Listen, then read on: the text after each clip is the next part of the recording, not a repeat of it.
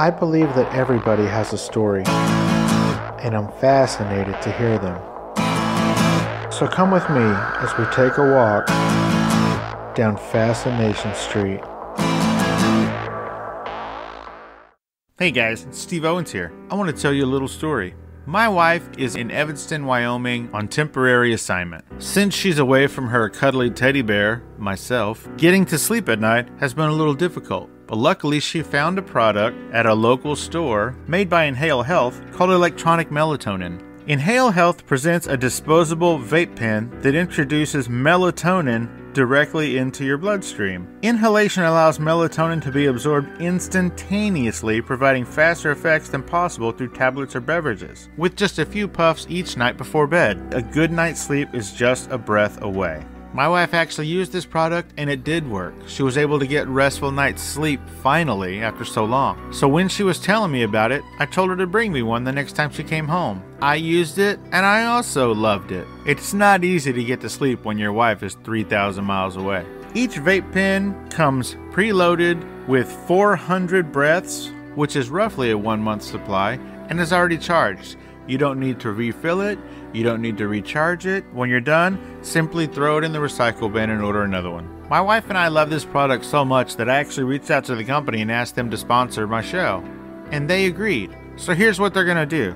Every one of my listeners who goes to inhalehealth.com and orders any of their 7 different vape pen products is going to get a 10% discount plus free shipping when you put in the promo code FSP as in Fascination Street Podcast. So there it is, guys. That's inhalehealth.com, 10% off any of their 7 products, free shipping. Promo code FSP. So give it a shot. You'll be glad you did. And hey guys, you're welcome. Now let's get to this week's guest. Welcome back, guys. This episode is with Trine Christensen. Trine is an actress you've seen in Breaking Bad, The Brave, as well as Preacher and Godless. In this episode, we talk about her moving from Denmark to the United States and what she misses about her homeland. We also talk about why every actor should take improv classes and the worst advice she's ever gotten regarding showbiz. Enjoy, guys. This is Trine Christensen.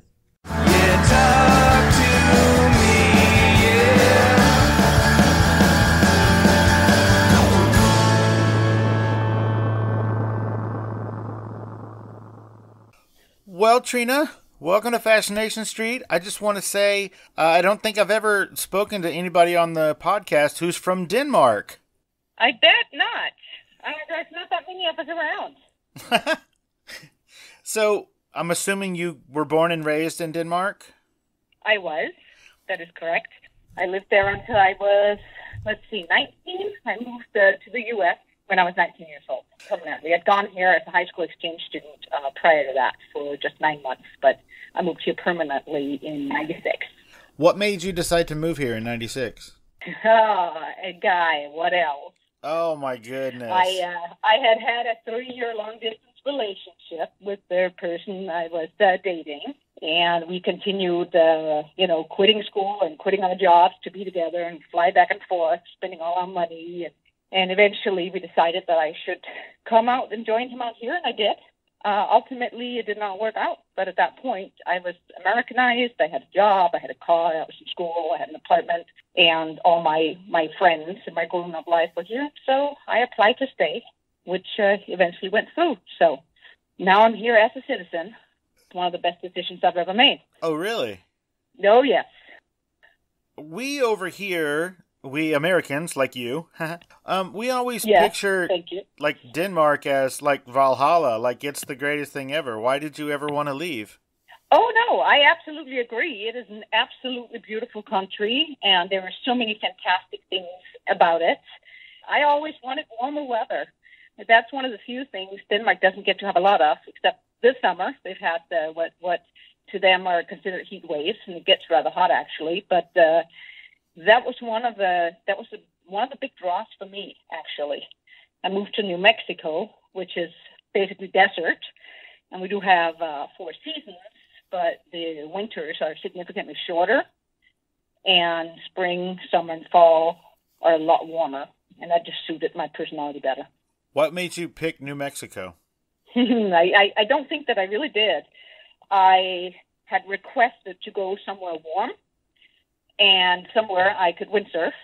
So I was I was placed in the desert, which satisfied one of those two cravings. So I was asked if I had a particular place in mind, and I really felt that due to my limited knowledge of U.S. Geography at the time, certainly, I was afraid that the place I was meant to be just wouldn't even pop into my mind when I was thinking about where to go. So I just sort of left it up to fate, and it chose New Mexico for me. I've been there ever since. Now, when you say you were placed in New Mexico, by who? It was a program that helps place exchange students. Really? So they help pair you up with a family, and they ask you to write a lot of essays and ask you about your likes and your dislikes and what are important things to you and all sorts of stuff to try and match you up as well as possible with an American family. Oh, cool. Are you still in touch with that family?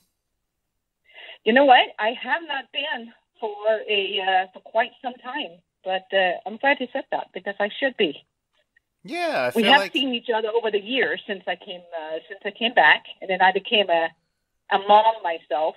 And at that point, just many years passed where I'm not exactly sure what happened, but I was busy with diapers and a baby and all that kind of stuff, and socializing just sort of fell by the wayside. But they're wonderful people, so yeah, I should look them up. Thank you. You're welcome. I did actually try a couple of years ago, and it looked like maybe they had moved, but I'll try harder.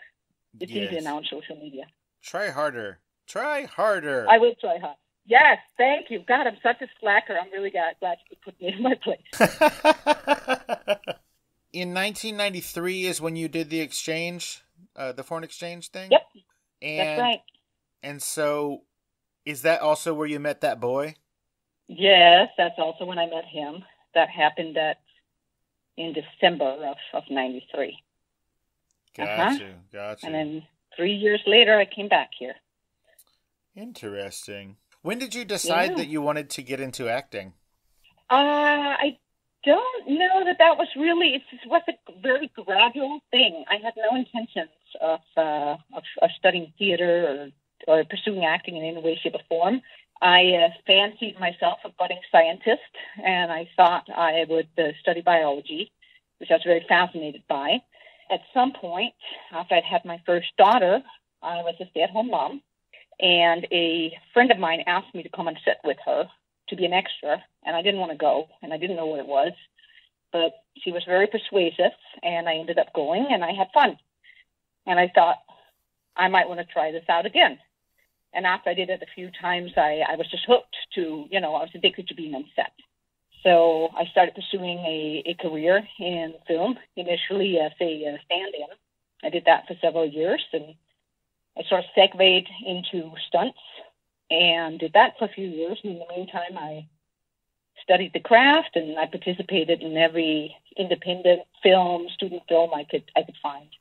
And eventually that led to booking some movies and TV series. So explain to everybody what a stand-in is. All right.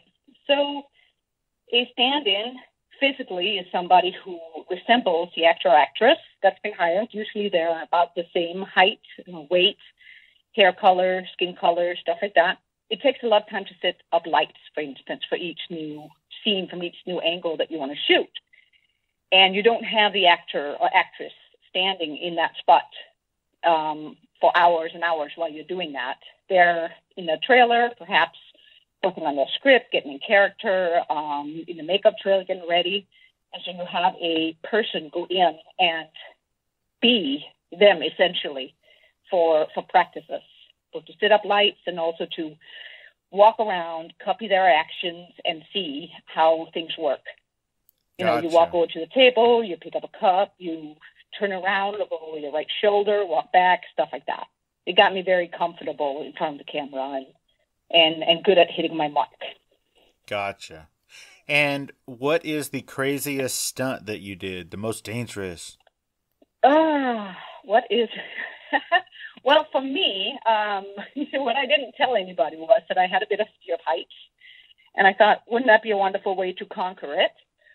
So we were working on Terminator Salvation, on using a decelerator, which basically I was put in a contraption with a wire hanging out of the back, and they pulled me up many feet up underneath the ceiling and asked me how was I feeling up there. And I was feeling not super great, but to not betray how I was not doing great, I just gave them a thumbs up, and then they drop you. And you just see the ground coming towards you at phenomenal speed.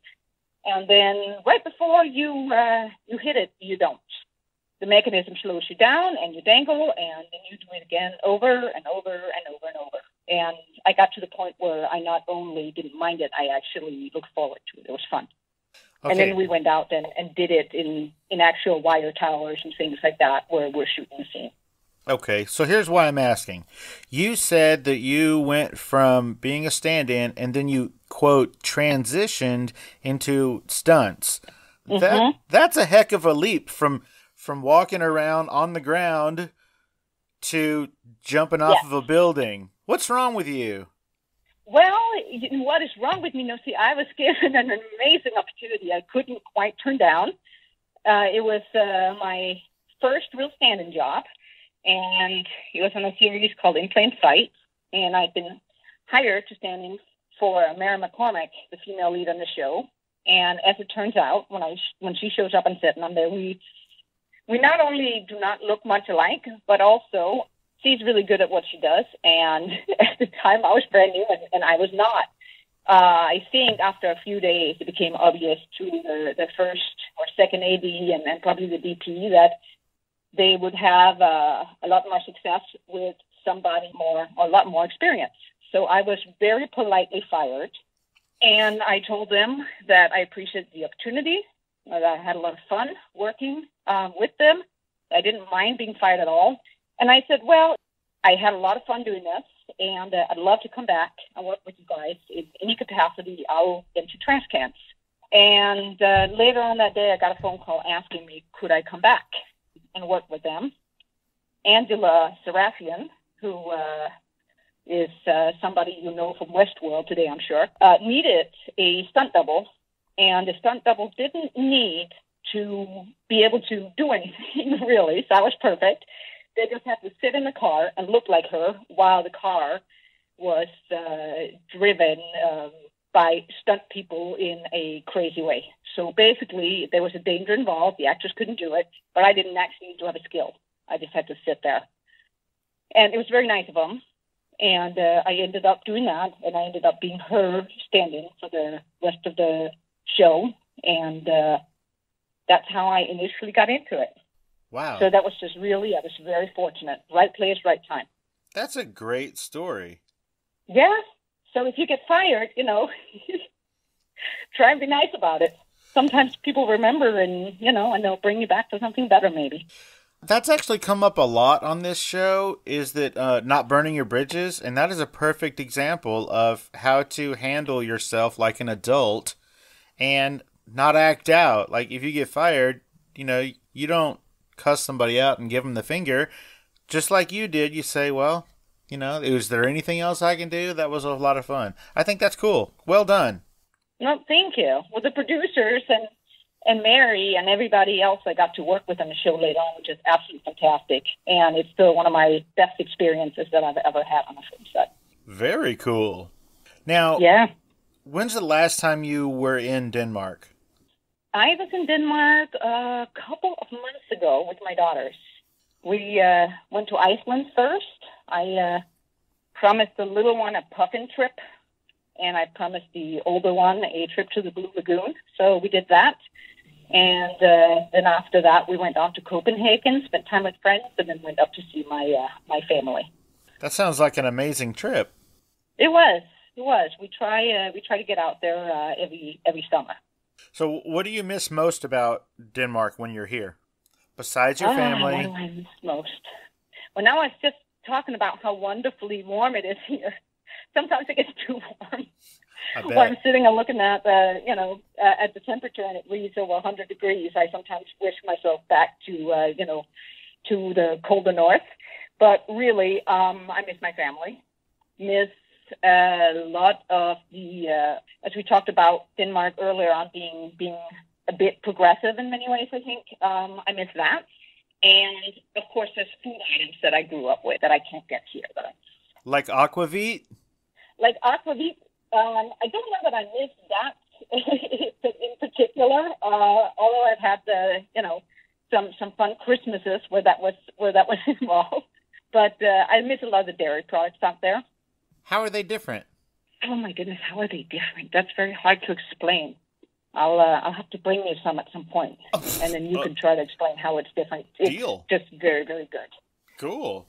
Well, now I'm jealous. They do a weird thing over there where they make a sandwich with one piece of bread. What's that all about? Oh, are you talking about the dark bread that's really made out of kernels? It's a rye bread? Yes. Yes. What's that about is delicious, and it's healthier than a lot of the options we get here. So I think that's what that's about. And Steve, I like sweet stuff as much as the next person, but I don't like breads with 5 grams of sugar per slice if I'm going to have, avocado toast or something like that. I don't need it to taste like birthday cake. I'm right there with you, sister. Good. See? You might be part Dane after all. Maybe. I'm constantly blown away at the amount of sugar that's in things you wouldn't expect. Like beef jerky, for example. Like the most popular brand of beef jerky has almost a tablespoon of sugar in each serving. That's a lot of sugar. That's crazy. It is crazy. It's nuts.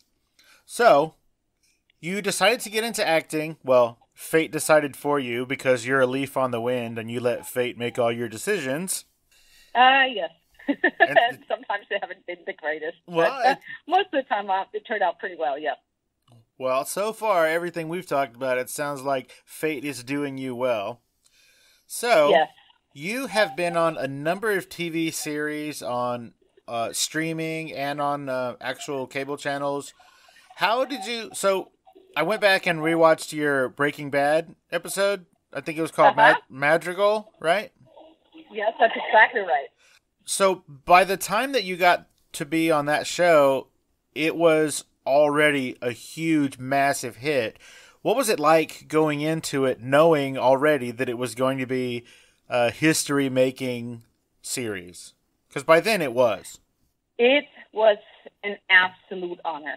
And now I had auditioned for that series on a number of occasions in the past, and I had just not booked on it yet. And at that point, towards the end of the series, I became, pretty set on the idea that I was gonna somehow make it on there. So when I initially got contacted, actually not about that role, about a role in episode 2 earlier, I was asked to come in and audition, and I had an infant at the time, and I actually declined the first audition. And afterwards, I felt horrible. And I thought, oh, my God, this might be my last chance. I'm booking on the show. But I had a very new baby, and I wasn't sure I was quite ready to go out again, and so I declined. And afterwards, I contacted my agent, and I said, I am so sorry. I know you worked very hard to get me in the door, and I shouldn't have declined it. And I'm sure I burned bridges there, and I want to apologize to you. And she says, no, I'm sure you're fine. I said, no, I doubt it. They called me, and I didn't make it. And she says, no, I'm sure they were fine because they want you back tomorrow, but for a different part, for a different read. And I went in to audition, and it was Michelle McLaren who was going to be the director on that particular episode. And I've been a fan of her for many, many years. One of my favorite shows, The X-Files, she and Vince Gilligan actually worked on both of them as the producers. So I was very, very excited to come in. And I feel like we just both had a good read with one another. And when she explained to me what she would like to see in the scene and how she interpreted the character, it was very much in line with the way that how I had chosen to see her. And initially, I didn't hear back. And I assumed that the part had gone to somebody else. And then yet, I couldn't get myself to throw away my sides. And I kept reading them every day, even though I hadn't heard back. And then suddenly I got a phone call that there were issues and that they wanted to see if I could come in and do the scene after all. So I very happily told them yes and headed over. And again, it was just fantastic to get to work on that show. Very cool. And it definitely opened doors after that for other parts. It's even if it's a smaller part, going in and saying, oh, yeah, I played a character on Breaking Bad. That gets people to pay attention to you for sure. Yeah, that's got to open some doors. That's a good name to have on your resume. Absolutely. So I'm very proud of that one. Tell me about your time on Brave. My time on the Brave, it was very, very nice to go in and book on that. And one of the reasons, because I like a lot of the NBC shows, and what I like about them is that they're very progressive, I feel, and they're very good at divvying up parts and making sure that they represent both lots of strong female characters, minorities, things like that. And then the other thing was that when I found out that the director on the series was going to be Mikael Solomon, he is a Danish director who has since made a big name for himself here in the U.S., where he resides now. But getting to work with the Danish director and getting to hear my first language spoken again was fantastic. And I made a lot of friendships. Some of the writers of the show I still stay in contact with, and some of the actresses. And it was fantastic and to work with everybody there as well. So in between takes, were you and Mr. Solomon just nonstop chatting in Dutch? In Danish, in Mr. Danish? Solomon and I, yes. as much as work allowed it, we did. I walked up to really introduced myself in Danish, and he responded in Danish. And then it looked as if a lot of times, if you speak foreign languages, sometimes you can start speaking another language and you're not really realizing you're doing it. It's just it's so second nature to you. So I don't know with certainty, but I think it took him just a moment to realize that we're actually conversing in Danish. And then after that, we had very good conversation in Danish. That's really cool. I bet that warmed your heart to have a little slice of home. It was absolutely amazing. And I contacted a friend of mine, and the paper that she was working for at the time had just, that same day, I believe, written an article about him, and he was on the front page of the culture section. So again, it's just these amazing coincidences that seem to continue to happen, and it was pretty great to have all of those things just kind of line up at the same time. So the ABC TV show The Night Shift, is that the one that takes place in a hospital in San Antonio? That is also NBC, and yes, that is the one that took place in a hospital in San Antonio. Yes, I'm in San Antonio. Oh wow, I love that city. Me too, and not much of what happened on that show happened really here. Come on. Just kidding. That is true. Just kidding. It was shot in mostly all in New Mexico. So do you work a lot in New Mexico? I mean, I feel like you do. I do. I am only just recently starting to branch out. Right now I'm splitting time between New Mexico and Los Angeles, where I am right now. All that noise you heard before was the street cleaners coming out, so I have to close the door to the balcony. But yes, most of my work has, in fact, been in New Mexico. One of the shows I worked on, the show Preacher, a fantastic AMC show, started out filming in New Mexico, and I worked there on the first season of that for 3 episodes. And then when they moved the show to Louisiana, I went out to New Orleans and shot with them in the second season as well. Oh, very cool. I feel like New Mexico has gotten such a big production.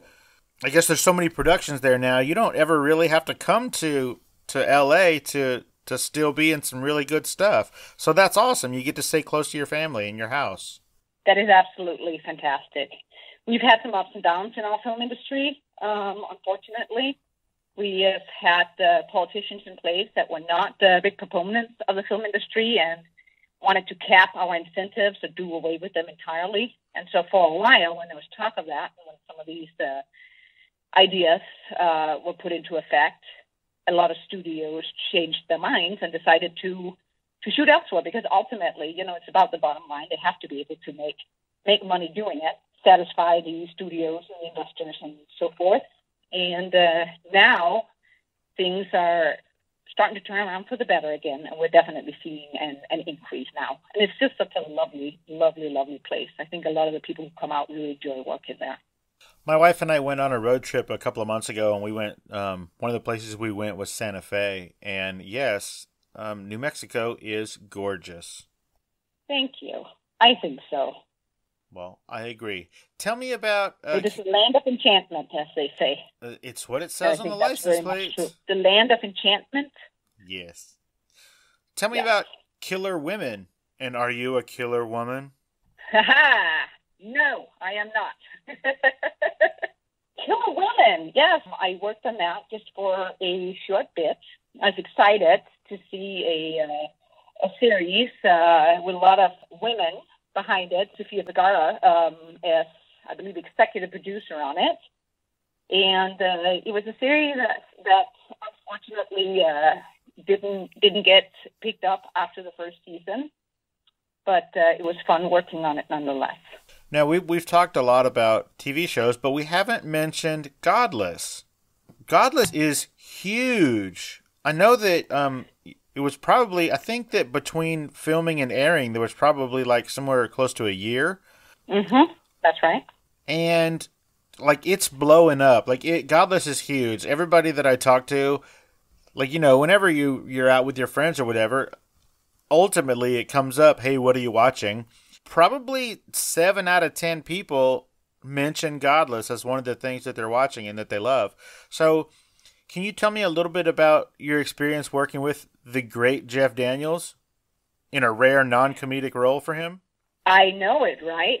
Well, Jeff is absolutely phenomenal. He was a joy working with, and he is such an incredibly, incredibly versatile actor. Luckily for me, that morning when I came in to sit in the tent and get ready for a rather intense scene, Jeff was in the tent as well, just the two of us.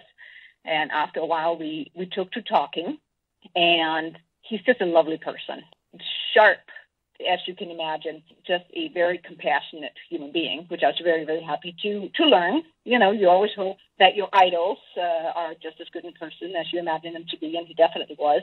It was incredibly comforting for me to discover that not only am I working with somebody with great talent, but somebody who is a real decent human being in addition to that, because otherwise that scene would have been quite difficult to do.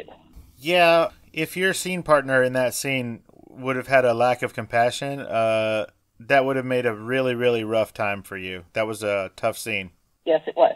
But you did it well, so way to go, lady. Thank you so much.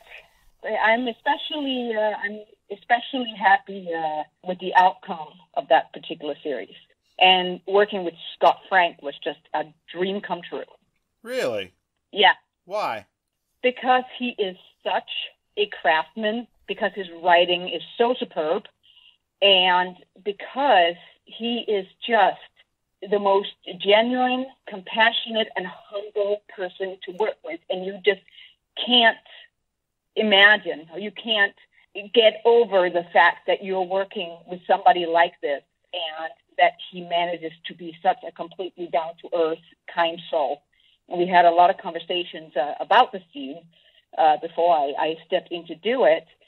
And I asked rather a few questions about it. And he told me initially that I was going to be exposed just very briefly and not while I was in a standing position. And we ended up talking. And I actually asked him, I said, have you ever considered doing this scene full frontal and everything? And he stopped and he looked and he said, yes, I have actually, but I didn't feel that was necessarily a thing that would be fair to ask an actress to do, which of course immediately made me more comfortable with it. And he says, what are your thoughts on that? And I said, well, here comes the spoiler alert, so plug your ears if you don't want to hear. I said, well, after this woman has been so horribly misused by Jeff Daniels' character, he stands up and wakes up in the morning, stands up, and heads in towards the camp where her children are unprotected. Knowing what he's just done, there is little reason to think that he's not going to go and do something absolutely horrific to them as well. And as a mother, I have 2 daughters of my own. As a mother, if you're given a split second to make a decision that could save your children's lives, I don't think you're going to be concerned about modesty in that particular moment. You're going to rush at the one opportunity to stop this person, the perpetrator. And he said that he absolutely felt that that was the case, and that was initially his intention with it. But again, he just thought it was such a gruesome scene to ask somebody to do that. And he asked me, are you comfortable doing it?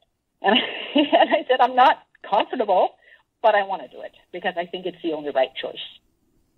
And again, all the crew, everybody I worked with, Jeff and Scott and everybody else made it as comfortable as that scene could possibly be.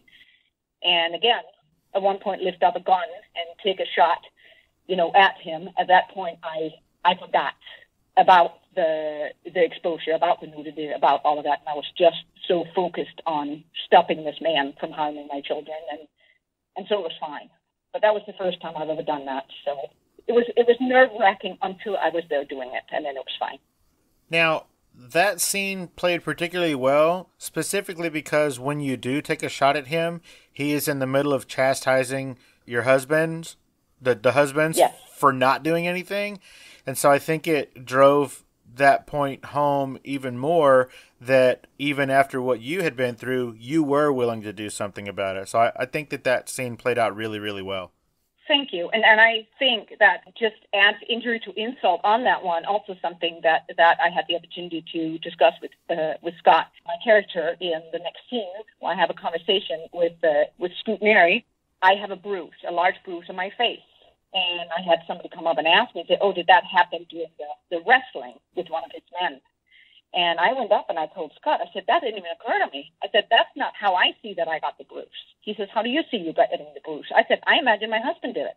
I said, because he was angry and humiliated the fact that he didn't do anything. And because I was the one who stood up, and took on the role of the guy protecting the family while he sat there. Not that he could have done anything, but I think he was additionally humiliated, and his wife was raped. So because he couldn't punish himself, he took it out on her. And he said, once again, that had also been how he had envisioned that. And I said, I'm so glad to hear that. So it just felt very much as if we're on the same page with all of that. Wow. That's awesome. Yes. So that's the backstory on that. So yes, when you see the bruised eye and the swollen face, that was done by my husband after the rape scene. Because how dare I, put myself in such a situation. Well, I was going to say, how dare you? Right. And it just made that next scene so much stronger, where my husband and I are conversing a little bit in Norwegian, and he's telling me to shut up. And I finally I think it's the straw that breaks the camel's back. This woman has been humiliated in every single way, and she's just finally had it. At that point, disobeys her husband and has a conversation with Scoot McNeary and tell him to hunt down the gang and to kill them when he finds them. So I thought that set that up nicely. It did, very nicely. So, being a woman in Hollywood, especially a woman who, as you said, is 40, have you ever felt any pressure to get any plastic surgery? I'm so glad you brought that up. I shall mention no names, but I had an unsavory individual some years ago suggest to me that I should be listening and taking his advice. And the very first thing I should do was hurry on down to the surgeon and get myself a couple of, double Ds. And we had a conversation. He was very, explaining to me why this was an absolute necessity. And I told him absolutely not. And not because there is anything wrong with people wanting to do that. It's just not something that I want to do. And he says, well, maybe you should listen to the person who is working. Incidentally, this particular individual is not working much. So a little schadenfreude since then, because he was so mean. But no, usually when you book a part, on a TV series, you oftentimes end up shooting fairly quickly afterward. And so when I knew I had booked this part, there were actually several weeks before.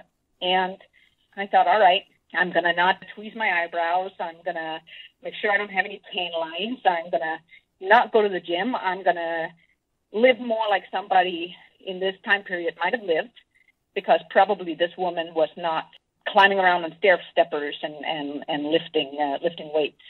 It ended up taking a lot more than a few weeks before we got around to that scene. It ended up taking many, many months.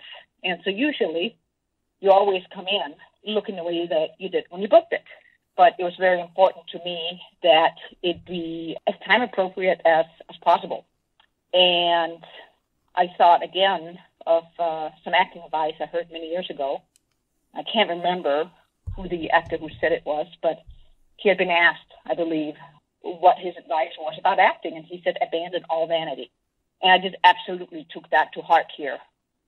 And I think, had I been a person, who had gotten in and had surgery done, or altered myself in any way, shape, or form, I wouldn't have been able to play this role. Well, that's true. And I respect you for making that decision. I think that shows an amount of character that isn't in a lot of people. Good for you for sticking to your guns. Well, it just seems that the scene, unless it was approached in this particular way, it could come off as gratuitous. And this is not supposed to be a scene of, whoa, boobies, what a hot little number at all. You're not supposed to be having those ideas or seeing any of that. And I again think our director, and that was pretty firm on that. And just saying, look, we could do this, we could do that, but that just seems gratuitous, so let's not. He was just incredibly kind and always seemed to be thinking, 3 steps ahead. How can I make my actors more comfortable? What are things that I don't feel comfortable requesting of them? I don't want to put them in a bad situation. I think that really sets him apart. Well, I hope that was your last conversation with whoever that unnamed person was, because that person is an asshole. Yes, I will agree with you there. Good. I will also agree with me. Good. What's harder, working with animals or being naked? Let's think. We did work with a trained skunk, which was pretty darn cool. I think if you are able to go and step outside of yourself and step out of your discomfort, being naked doesn't necessarily have to be hard. Like I said, until we got started on the first take and I first shot the weapon, at that point I was feeling nervous and I was feeling insecure. Luckily, one of the other actors, the individual he's one of the group of Skip Daniels' main guys, right? And so he is in, I think, probably all of the episodes. He has a nice part in that. And I asked him beforehand, because he was supposed to wrestle me, and I said, Keith, would you do this? And he said, would I do this for this part? He says, absolutely. He says, and when you go out and do it, he says, Trina, you are going to kill it. He says, you are going to go out there and you are going to be fantastic. And I told him, I said, I'm a little nervous with all these people. And he basically said, screw them. You go out and you do you, and it will be great. And that additionally, knowing that he was the person that I had the wrestling scene with doing this, who tries to take my weapon away from me, also made me much more comfortable going in and doing it. Very cool. I don't know. I guess it depends on the animal. Well, I would much rather try and act with an alligator than be naked in front of a camera. Wow. So, yeah, you don't already know this, but I have this crazy fear of alligators. On the set of Preacher, I have an episode where I have convinced my husband, played by the fantastic Graham McTavish. He plays the Saint of Killers on the show. Very, very important character also in the original work. He has to go in to the water. This is in Louisiana. And I'm standing there, and I'm wearing a prosthetic a belly to make me appear pregnant. And I just kept thinking in my head, she wouldn't go in the water. She wouldn't go in the water. She's pregnant. Certainly, I won't be going in the water. And I could feel myself starting to get nervous about it, having anxiety at the idea that I had to go into the water. And we had alligator wranglers on set that stepped in the water first to make sure or to make as sure as you can. You can't really see them all necessarily.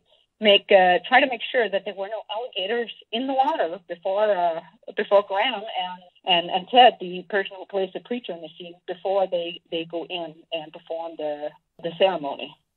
And I just thought that was more terrifying than anything else I could possibly be asked to do. That makes you an insane person. There's no way I would do that. That's crazy. There's no way you would do what? Even look at a live alligator. Oh, that's insane. That's one thing I would not. I would absolutely not work with an alligator. I think they were just terrifying. I'd much rather be naked than fully dressed with an alligator. No, thank you. No, you misunderstood. I mean, I would have left. Okay. Well, luckily there were no alligators. I was very pleased with that. Very cool. What do I not know about? What's coming up for you? What is coming up for me? Okay, well, a couple of things. We're talking about fears, right? Yes. And I think oftentimes the things that make you afraid are sometimes the things that you need to push through to grow. But just continue to challenge yourself and push your boundaries. Earlier this year, I sat and thought about what really scares me. What is something in my craft that I'm not comfortable with? And I thought the number one thing would probably be comedy improv. So true to form, I immediately signed up for improv classes. That is one of the many reasons I'm in Los Angeles currently, Upright Citizens Brigade on Sunset. And I am now in their 301 class. I've taken the 101 and the 201. I'm doing 301 now and branching out also and looking at other schools. I'm still terrified at it, but it feeds me. It feels definitely that I wish I had stepped into much, much sooner. I would go ahead and be so bold as to say, if you want to have a career in acting, if it's something you're passionate about, I think everybody should enroll in and get comfortable with comedy improv. It frees you up so much. And it really teaches you the very important art of listening. When you're on stage or in class, and it depends entirely on what your scene partner is going to do or say right before you, listening, being present, paying attention, and being generous with your scene partner is a skill I think it's so important to every form of acting. Yes, and well said. There you go. So as we're wrapping up, Trina, will you tell everybody where they can find you on social media? Oh my goodness, I hope I can remember. On Instagram, I am at Trine, my name, and that is spelled Trine, and the number 2068. And I think on Twitter, which I should probably start doing, it is Trine Christen, Christen 1. And are you on Facebook at all? I am on Facebook. Right now, I am keeping that one private. I only have people I know in real life. So at some point, if I open up a public page, I will definitely let you know. Gotcha. As always, guys, her social media tags will be in the show notes. So scroll down and look into the show notes and then reach out to her and tell her you heard her on this episode. Lastly, Trina, is there anything that I didn't cover that you wanted to talk about? Anything I neglected to ask you? There's nothing that you neglected to ask me, but there is something I neglected to comment on here when you gave me the last opportunity, and that is that I am currently in the process, alongside with my creative partner, Dodie Montgomery. We are writing a script and creating our own original content. Our loose title right now is Laundry Day, and it is a story about two sisters, and I know that doesn't give a whole lot of information. Unfortunately, I'm not really sure how to sum it up to give more information than I want to right now, but you'll have to check that out once we have more information on it. Now I'll release more information as I can. Awesome. And you said it's called Laundry Day? Laundry Day, yes. And it's mainly created by Dodie, who is an incredibly talented artist, theater actress and film actress, but she has a long background in theater, and she's just a phenomenal writer and a joy to work with. And she called me out of the blue here not too long ago and asked me if I wanted to come on to the project. She was creating it for the two of us, so that was a huge honor. And of course I said yes, and we're we're in the process of finishing up what will probably be the first episode. So I'm very excited about that. You should be. That's Sometimes awesome. we talked about women in Hollywood, and all those things I believe are getting better, and there are better and better roles for more mature women. Again, sometimes you have to go in and just create your own. Saying, if the parts that I want to play aren't available, what can I do? I'm going to write them myself. And so that's what we're doing. Very cool. Well, Trina, thank you so much for taking the time with me today. I really appreciate you hanging out with me and letting us get to know you a little bit more. Thank you so much. It was just a joy speaking to you. You have a great rest of your day, okay? Thank you. Enjoy San Antonio. I will. Thanks. All right. Take care. Bye-bye. Bye. Hi, everybody. This is Steve Owens from Fascination Street Podcast. I really appreciate your listening to the show. I'm having a lot of fun getting to talk to some really fascinating people, and I want to continue doing this, but I need your help. I need you to subscribe and tell people about the show. But the biggest thing you can do to help me is to rate and review the show on iTunes or wherever you listen through. As a special thank you, anyone who rates and or reviews the show, send me a screenshot as proof and I will mail you a set of 3 pair of silk cufflinks courtesy of my friends at Menlo House. You can send it via Twitter to @FascinationSTPD, via Instagram to FascinationStreetPod, or email me at FascinationStreetPod@gmail.com. I really appreciate all of you for listening and for helping. Thank you so much. Opening music is the song Magnolia from the 2014 album Intransigence, used with permission from Douglas Miles Clark. Closing music is Apollo from the 2001 album Into the Known by the band Sapphire. Thanks for hanging out with us and getting to know a little bit about our guest. We'll see you next time on Fascination Street.